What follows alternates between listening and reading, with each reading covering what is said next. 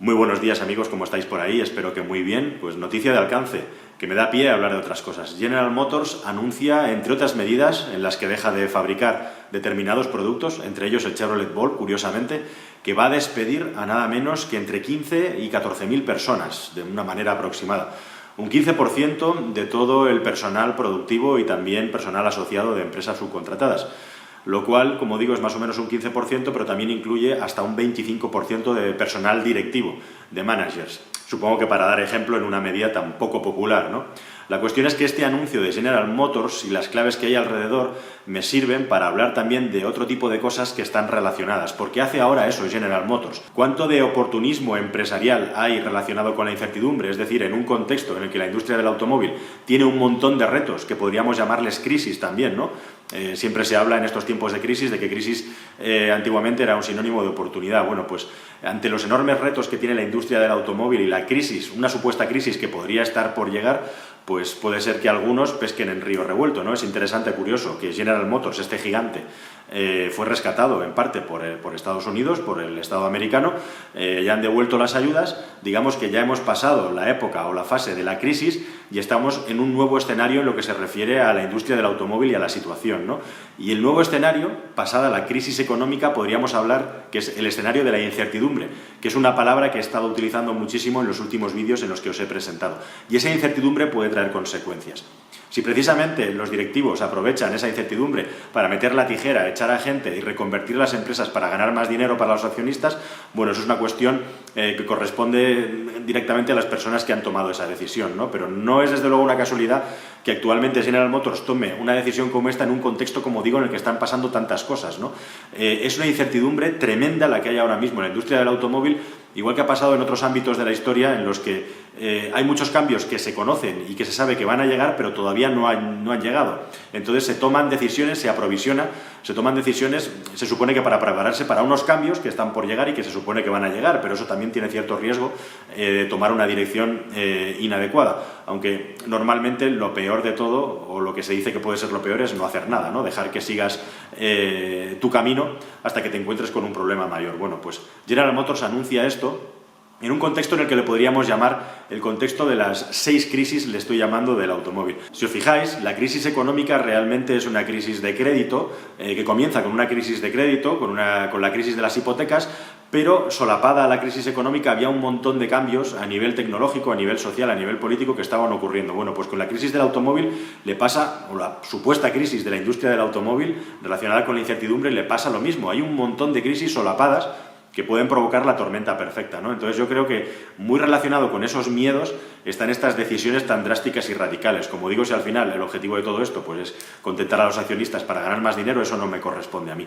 Pero lo que sí me corresponde a mí es intentar explicar estas 5 o 6 crisis, porque algunos conceptos van agrupados y entre ellos también hay un agrupamiento total. Bueno, ¿cuál es este contexto tan complicado en el que estamos? Bueno, pues en primer lugar hay un cambio total en lo que es el modelo de negocio futuro de la industria del automóvil. Muchos cambios están por venir a la hora de tener propiedad de un coche y no sabemos cuán profundos van a ser estos cambios, con lo cual pues las marcas están siendo conservadoras.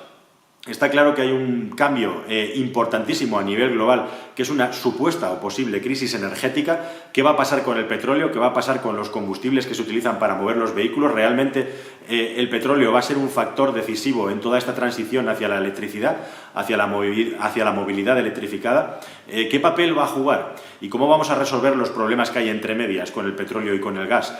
¿Cómo se va a hacer esta transición? Bueno, pues esto está íntimamente relacionado también con lo que sería la tercera pata de estas crisis que están solapadas o superpuestas, que es el asunto legal. Y el asunto legal es que cuanto más aprietan las normas y los políticos, más tiene que cambiar, acelerar la industria para conseguir llegar a estos hitos. Ya veis todos los problemas que ha habido en los últimos tiempos con la nueva normativa de homologación de consumos, y ahora nos hemos puesto una zanahoria con un palo mucho más largo, con la vista puesta en 2050/2040 con el asunto del fin de los vehículos térmicos, los vehículos de combustión, que eso genera muchísima incertidumbre. Aunque es un anuncio a 21 años, genera mucha incertidumbre a corto plazo. Hay un montón de gente que se está preguntando si se compra un coche ahora o si se espera, ¿no? Y eso puede provocar un problema a corto plazo en lo que se refiere a las ventas de vehículos, que de hecho está sucediendo, ¿no? Ya estamos viendo cómo ha habido problemas tanto de abastecimiento en las fábricas en España como incluso problemas de demanda en los últimos meses, aunque parece que poco a poco se va recuperando la normalidad, pero la incertidumbre siempre genera que la gente se esté quietecita y deje de gastar, ¿no? Y eso al final acaba redundando y repercutiendo en las fábricas. Entonces también esa tercera pata, que es cómo evoluciona la normativa, y en este caso la normativa medioambiental, puede generar muchos cambios y muchos movimientos dentro de la industria, como ya bien estamos viendo y como ya bien habíamos anunciado en este canal. Bueno, y hay dos factores que quizá no los tenemos tan en nuestro interior y en los debates y en las charlas que tenemos día a día, que son fundamentales.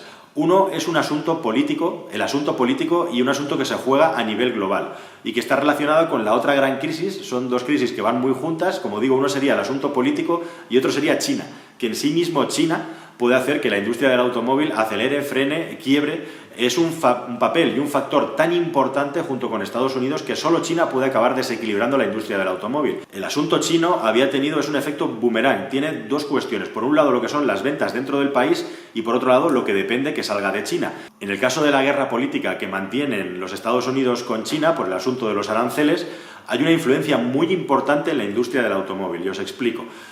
Hay una serie de movimientos, digamos, políticos antiglobalización en el planeta. Hablo de globalización económica, del estatus que teníamos actualmente organizativo, económico mundial, en el que, sobre todo, Donald Trump ha abierto la veda a ser proteccionista, a decir que los americanos primeros y que los trabajos de los americanos primeros. Y claro, en un sistema económico que está globalizado, eso tiene unas consecuencias muy importantes, al igual que las va a tener lo del Brexit, y debería de preocuparnos mucho más cómo puede afectar a la economía que por el asunto del peñón de Gibraltar, ¿no? Pero bueno, eso es un tema rotundamente político.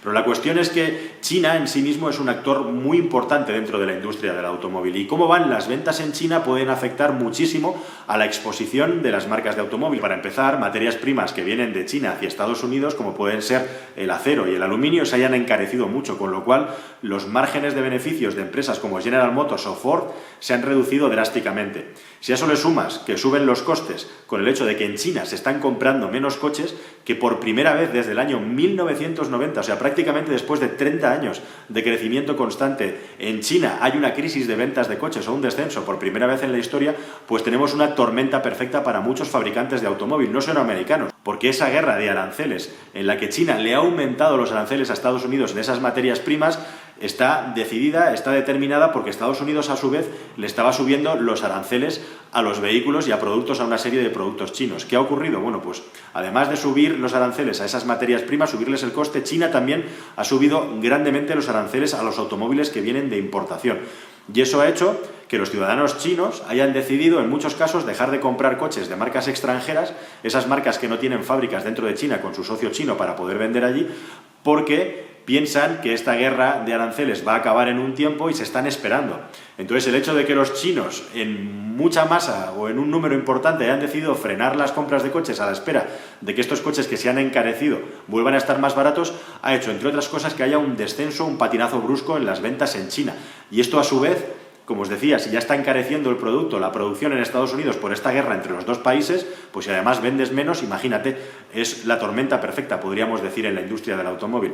Pero es que además China lo que ha hecho, subiendo los aranceles a los fabricantes extranjeros, a los vehículos de importación, especialmente a los de lujo y a los americanos, es abrir la puerta a que los fabricantes de automóviles, como ya os conté en este canal, puedan tener sus fábricas en China, en el país, sin tener un socio local. O sea que por un lado China está penalizando la importación de automóviles de países extranjeros, aumentando su coste, y por otro lado China está abriendo el grifo a las marcas de automóviles para que fabriquen en su país, y para ello ya no les exige tener un socio local, entre otras cosas porque la transferencia tecnológica al país ya ha terminado. Así que estas podrían ser, en resumen y de manera explicada muy rápidamente, las grandes crisis que se superponen en la industria del automóvil en estos días, y por eso está todo tan revuelto. Y en este caldo de cultivo, por supuesto, está la gran crisis, la principal, que es la tecnológica. ¿Qué es lo que va a ocurrir con el desarrollo tecnológico relacionado con todos estos ítems que os acabo de contar en esta entrada? Asuntos legales, asuntos medioambientales, asuntos relacionados con la economía mundial y con la globalización, asuntos energéticos, y todo esto relacionado tiene el gran ítem del desarrollo tecnológico y cómo va a ser el cambio de modelo de negocio. Cambio de modelo de negocio significa nuevas formas de consumir los coches, nuevas tecnologías de propulsión y nuevas tecnologías también relacionadas con la conducción autónoma. Así que esta pata principal, lo que podría ser la base de la mesa, que es el cambio tecnológico, la incertidumbre sobre el cambio tecnológico que está por llegar pero todavía no llega, os lo cuento en la próxima entrada y le dedicamos un tiempo exclusivamente a eso, ¿de acuerdo? Os voy a contar además cosas novedosas, como cuánto tiempo tiene realmente la industria para adaptarse a ese objetivo 2040-2050, pero eso, como digo, en la próxima entrada. Nada más, amigos, muchísimas gracias y hasta el próximo vídeo.